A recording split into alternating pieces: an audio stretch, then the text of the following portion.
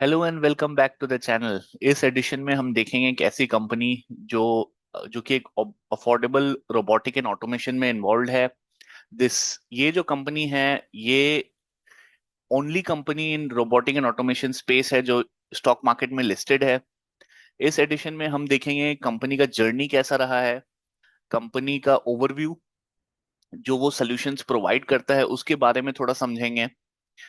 Company की clientele क्या है, वो किस किस क्लाइंटेल को सर्विस करता है, इसका स्ट्रैटेजिक ओवरव्यू क्या है कंपनी का, इसके पीएनएल कंसोलिडेटेड देखेंगे और इसके हाइलाइट्स भी देखेंगे, और इन दी एंड हम इसका ऑर्डर बुक देखेंगे और ये देखेंगे कि इसके ऑर्डर बुक में कितना ग्रोथ आ रहा है और कितने रैपिड पेस से ये ग्रो हो रहा है।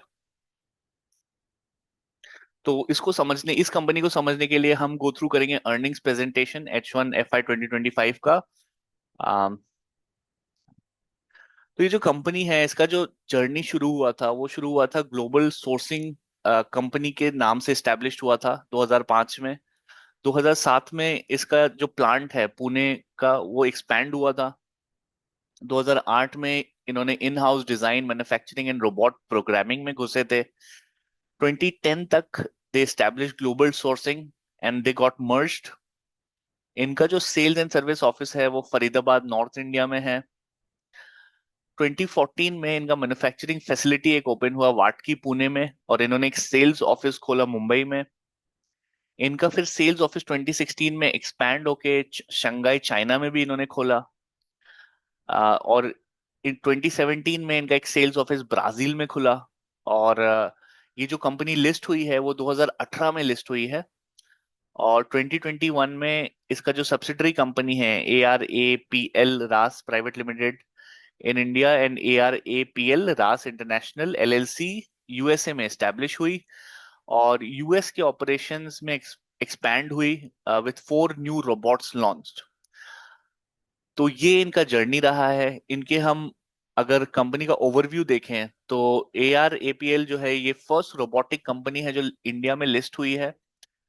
Currently it's valued at 80 million US dollars, and it has been 17 years since inception. इनका एक state of the art facility है covering 350,000 square feet area। इनका जो प्राइमरी काम है, इनका प्राइमरी काम 3 वर्टिकल्स में डिवाइडेड है। एक तो ये रोबोटिक प्रोवाइड करते हैं वेल्डिंग वेल्डिंग के लिए जो मैन्युफैक्चरिंग में यूज होता है। दूसरा, ये ऑटोमेटेड पार्किंग प्रोवाइड करते हैं।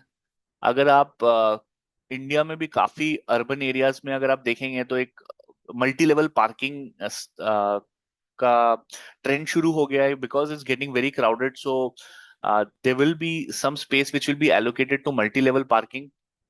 और इनका मल्टी लेवल पार्किंग और ऑटोमेटेड पार्किंग में भी आप देखेंगे कि एक ऑर्डर बुक का काफी बड़ा ग्रोथ आया है। In terms of its new business that it's ventured into is the warehousing, forklift and automated forklift business. जैसे कि आपने देखा होगा कि Amazon और ये सब के बहुत बड़े बड़े फैसिलिटीज होते हैं where they have their warehouses, and automating it becomes very important because there are millions of products which are floating around within the warehouse, and automating them becomes of prime importance to drive efficiency and reduce costs, and also improve the turnaround time. And ऐसी businesses में generally हमने देखा है कि delivery का इतना वो रहता है, इतना प्रेशर रहता है कि टाइम इज मनी। तो automation is everything. One thing that I personally don't like about this company is the China factor. This company essentially needs to compete with a lot of the Chinese players. And although this is one of the only listed company within the robotic and automation space, there are various other unlisted companies as well within India. And the Chinese companies, where the sensors and the motors and those kind of things are really produced within in-house in China, it becomes really difficult to compete on the cost factor.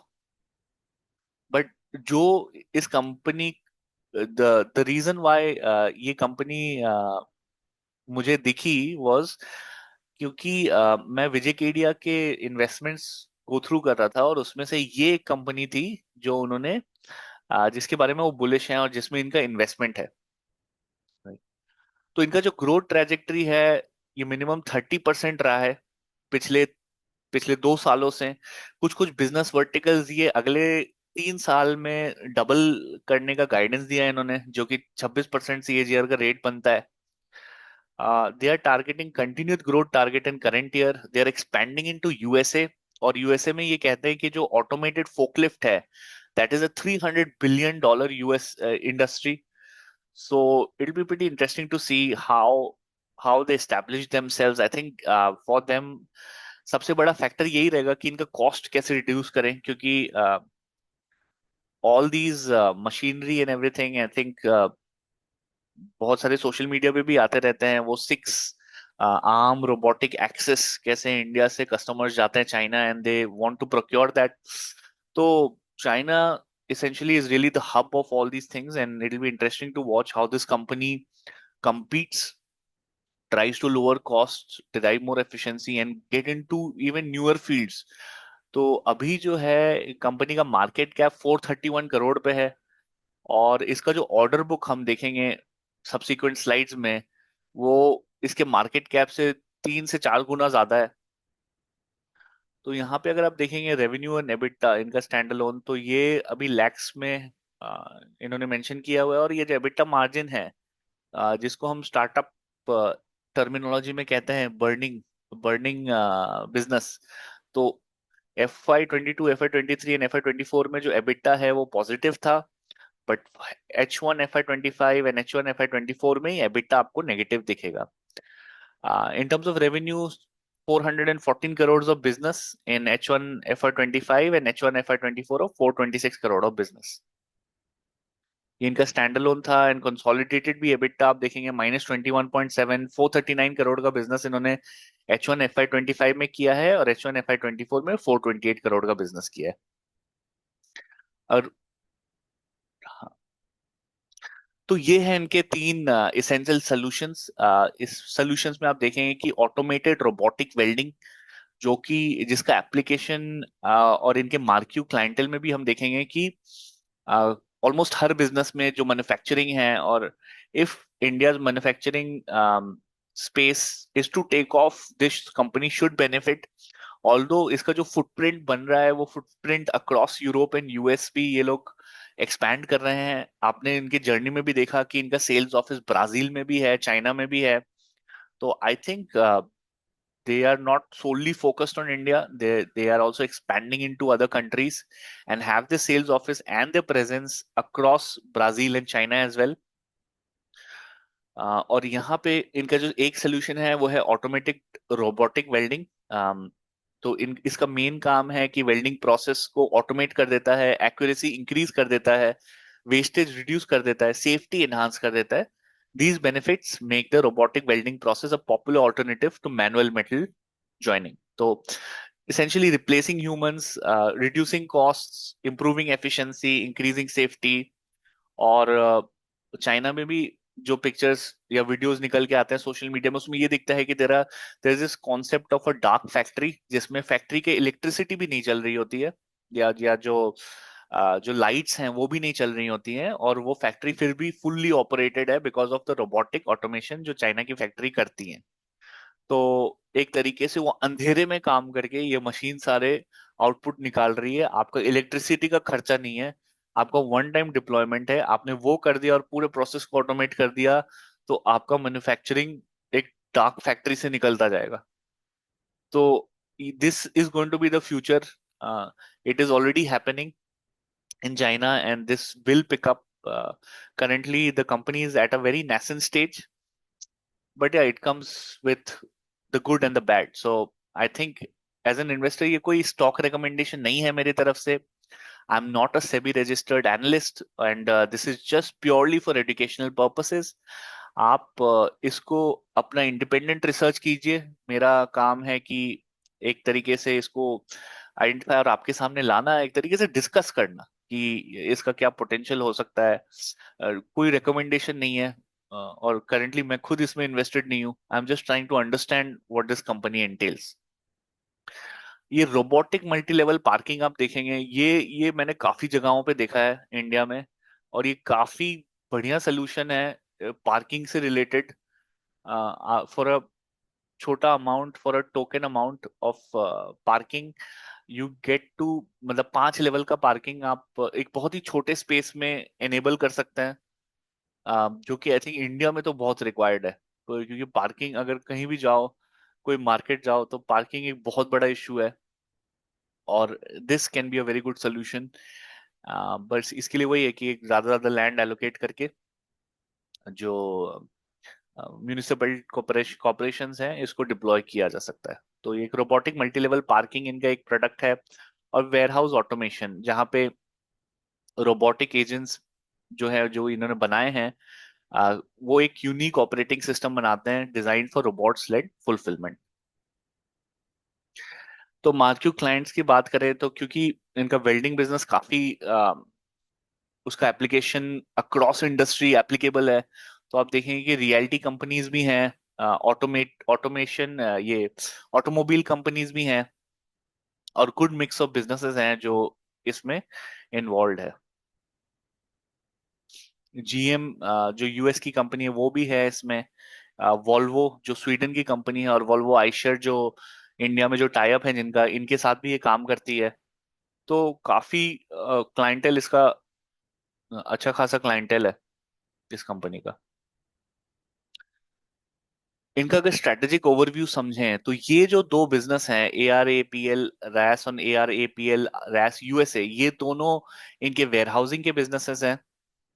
और warehousing businesses के लिए इन्होंने USA को अलग से mark out करके रखा है, क्योंकि यूएसए में जो वेयरहाउस का कल्चर है, amazon और ये सब जो बिजनेसेस है, इनका जो वेयरहाउस का कल्चर है, ऑनलाइन पेनिट्रेशन बहुत हाई है, तो warehouse becomes very very important, and उसका automation becomes of prime importance, क्योंकि जैसे जैसे आप बड़े होते जाते हैं आपका मोट बिल्ड होता जाता है। क्योंकि जितना आपका ऑटोमेशन आपके वेयरहाउस में रहेगा, उतना ज्यादा आपका कॉस्ट एफिशिएंट रहेगा, आपका टाइमलीनेस और टर्न अराउंड टाइम बेटर रहेगा।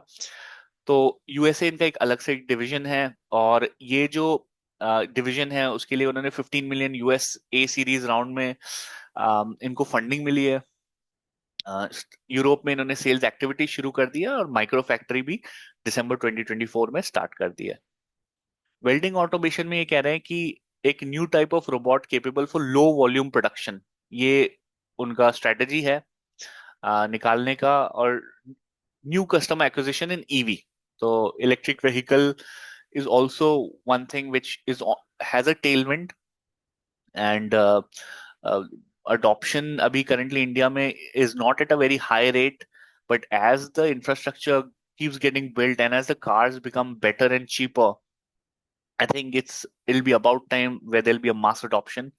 So also the mix of energy जो इंडिया बना रही है, जो करेंटली कोल बेस्ड है, उसमें भी शिफ्ट आ रहा है, रिन्यूएबल एनर्जी की तरफ काफी ज्यादा शिफ्ट आ रहा है, तो उसकी वजह से एक ईवी का mass adoption is on the cards.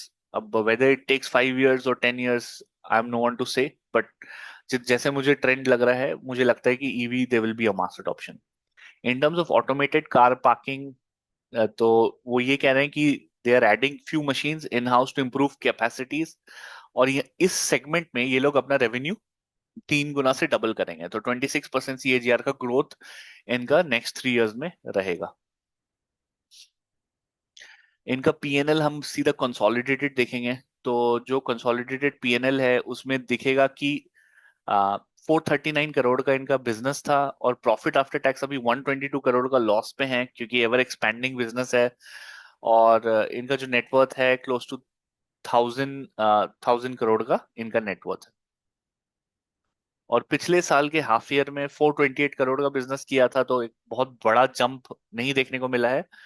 But overall अगर ईयरली बेसिस पे देखें तो 30% जंप पिछले 2 साल से करती आ रही है, और 526 करोड़ का इनका नेटवर्थ है, और profit after tax again 68 crore का लॉस था। H1FY25 के ऑपरेशनल हाइलाइट्स देखे हैं तो न्यू कस्टमर एक्विजिशन ऑर्डर्स वर 30 करोड़, ये वेयरहाउस के बिजनेस में, एंड ये दोनों तो रोबोटिक ऑटोमेशन में एंड वेयरहाउस के business 30 to 33 crore. Total order book जो है इनका 190 करोड़ पे बैठा है। हाँ, तो previous year till this period order book was around 140 crore.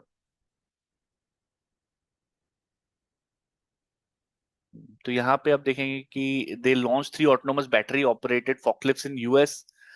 $4 million का ऑर्डर्स उन्होंने बुक किया है। इन्होंने टॉप मैनेजमेंट और लीडरशिप में एक न्यू सीईओ हायर किया है, इंडिया टीम के लिए भी और यूरोप टीम के लिए भी एक न्यू सीईओ हायर किया है। तो एक ग्लोबल फुटप्रिंट का डेफिनेट डायरेक्शन दिख रहा है कि इनका एक्सपेंशन का मोड पे है ये लोग, क्योंकि एक टॉप लीडरशिप के पोजीशंस पे वो हायर और फिल कर रहे हैं। आ, और यहाँ पे आप देखेंगे कि they also onboarded head of battery development, onboarded marketing head for east coast and west coast in USA. Total team size USA में मार्केटिंग में 4 लोग, डिप्लॉयमेंट में 3, प्री सेल्स में 1। और this team is led by co-founder Robinson Philipose who stationed in USA. तो order book का अगर status देखें यहाँ पे, तो क्लोजिंग जो यहाँ पे इनका दिख रहा है, total order book 30/11/2024 as of 30/11/2024 is sitting at 1469 crore. तो दैट इज सो ये सारे लैक्स में है। तो 1469 करोड़ पे बैठा है। इसका मार्केट कैप है 461 करोड़ पे। तो अगर आप market cap to order book का रेशियो देखें तो काफी अट्रैक्टिव है। और यही अगर ऑर्डर बुक हम देखें मतलब ये कितना महीने पहले, ये 7 महीने हो गए, 7 महीने पहले देखो तो 514 करोड़ का ऑर्डर बुक था। तो इन 7 महीनों में इनका ऑर्डर बुक क्लोज टू 3 गुना बढ़ा है। ठीक है, 7 महीने में 3 गुना ऑर्डर बुक बढ़ा है। अगर ऑटोमेशन पे देखें तो इनका ऑर्डर बुक बैठा था 255 करोड़ पे, जो 688 करोड़ पे बैठा है। तो इनके जो सेल्स टीम है, they are doing a tremendous job. और इनके ऑटोमेशन बिजनेस पे डेफिनेट पिकअप दिखा है। Warehousing business is the new business that they've gotten into, जिसमें जीरो इनका ऑर्डर बुक था, और करंटली जो ऑर्डर बुक है 332 करोड़ है। और जो कार पार्किंग है उसमें 259 करोड़ का ऑर्डर बुक था, जो कि करंटली 448 करोड़ पे बैठा है।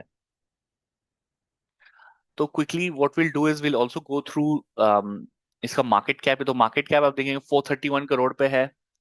ROC ROE 9.92 and 7.94%। Promoter holding, promoter holds 55.6% of the business. और प्राइस टू बुक देखेंगे 3.83 का रेशियो है। Debt to equity 0.46। तो ये है some of the figures. Obviously company dividend pay नहीं करेगी क्योंकि इट्स एवर एक्सपेंडिंग, एंड उसको लगता है कि जो भी, anyways it's not making profits to be paying out dividend, but the new fundings that they are getting they are utilising to grow the business. तो इसकी की पॉइंट्स भी एक बार देखेंगे। तो इस की पॉइंट्स में वो ये कह रहे हैं कि is the affordable robotic and automation a turnkey automation solution provider for all kind of industrial automation। ये फर्स्ट रोबोटिक कंपनी है जो बीएसई में लिस्टेड है। मटेरियल हैंडलिंग ऑटोमेशन सर्विसेज की भी ये बिजनेस प्रोवाइड करती है। Company has 5,000 plus robots and 10,000 car park installed in the last 10 years। इसका जो कस्टमर बेस है वो India, China and other parts of Asia में करंटली है, और जैसा हम देख रहे हैं यूएस में भी एक्सपैंड कर रहे हैं और यूरोप में भी एक्सपैंड कर रहे हैं। तो वन स्टॉप पार्किंग सोल्यूशंस ये हमने देखा था। ऑटोमेशन में इसमें देखेंगे तो auto assembly stations, robotic welding, fix indexing and rotary welding fixture, spot MIG, और ये सारे जो ऑटोमेशन फैसिलिटीज हैं, turn key automation solution, as a turn key automation solution provider ये प्रोवाइड कर रही हैं इंडस्ट्रीज को। हमने देखा कि automobile is one of the big sectors that is involved in, and the major market clienteles जो हैं इनके वो ऑटोमोबाइल सेक्टर से हैं। warehouse automation is the new segment that they've gotten into, and these are some of the softwares that they've developed. So QR code navigation, warehouse management system, WCS extended robot control system। और ये जो clientele हमने देखा था Marvel reality में भी involve है। Sales and automation इनका 64% रेवेन्यू का ब्रेकअप है, कार पार्किंग इनका 35% का, और एक्सपोर्ट्स जो है 1%। कंपनी के पास एट कंपनी ने 23 में 8 पेटेंट्स रिसीव किए थे। इसके 4 प्रोप्राइटरी सॉफ्टवेयर हैं। Also it raised funds of $30 million valuation. ये जो एक्विजिशन है जो यूएस वाला, तो ARAPL यूएस मई 2023 में एक्विजिशन हुआ था। ये कंपनी डेलावेयर यूएस में है। um, तो ये एक चीज है। प्राइस अगर हम इसका देखें तो प्राइस में अभी रिसेंट में काफी रन अप आया था।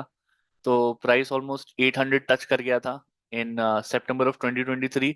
और उसके बाद से I think market has been very choppy. तो डेफिनेट इसके प्राइसेस में भी 400 382, तो investors are not rewarding it in terms of buying a lot of these shares. The volumes have gone down, so the prices also have gone down and currently sitting at 382 as at the close of 2nd May 2025. So that's it from my side on this edition. If you did like the video, do like and share the video. Um, do also do subscribe to the channel. We observe that 90% of the viewers haven't subscribed to the channel. It would be a great help if you do subscribe to the channel for this channel to grow, so that I keep bringing to you some interesting companies and we discuss more about it. Thank you so much and have a great day ahead.